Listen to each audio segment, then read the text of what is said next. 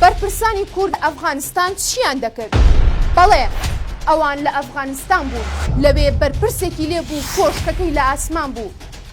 کوڕێکی بەرپرسی شار و کچێکیشی لە سەرۆکایەتی پەرلەمان و کوڕێکی سەرۆکی حیزب و خۆشی جێگری یەکەمی سەرۆک و فەرماندەی گشتی سوپا بوو.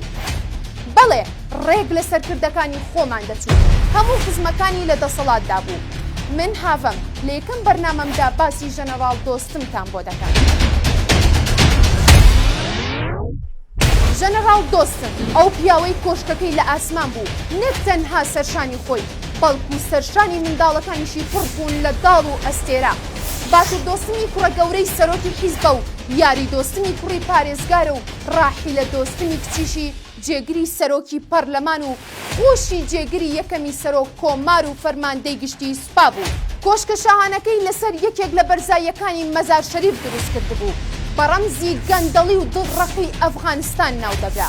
ڕۆژنامەکانی ئەوروپا ناویان لێنابوو شازادەی شەڕ و خوێن ڕێژی.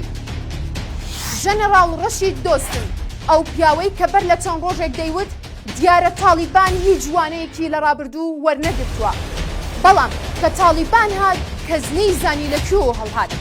تەنانەت فریای ئەوەش نەکەوت بڵێت هەڵهاتنیش دەبێت.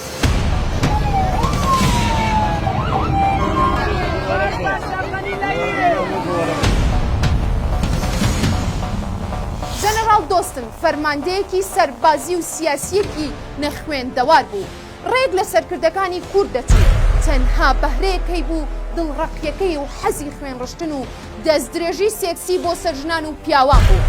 دۆستم لە سەربازێکی دڵڕەقی سپاوە دەستی پێکرد و لە سەردەمی حکمی شویعیەکاندا لە ئەفغانستان بە خێرایی هاتە پێشەوە.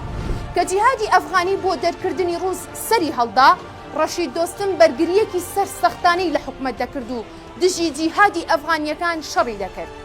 بەڵام کە زانی حکومەتی شویعی سەر بە رووسیا دەکەوێت، هەڵگەڕایەوە و چووە بەرەی جیهادیەکان.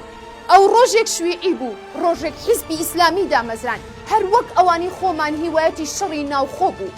لە ساڵی 1996 کە تاڵیبان هات ڕوبەڕوویان بوویەوە، تا ئەو کاتی تاڵیبان مەزار شەریفی گرت و لە وڵات هەڵهات و بۆ ماوەی 5 ساڵ لە دەرەوەی وڵات ژیانی بردەسەر.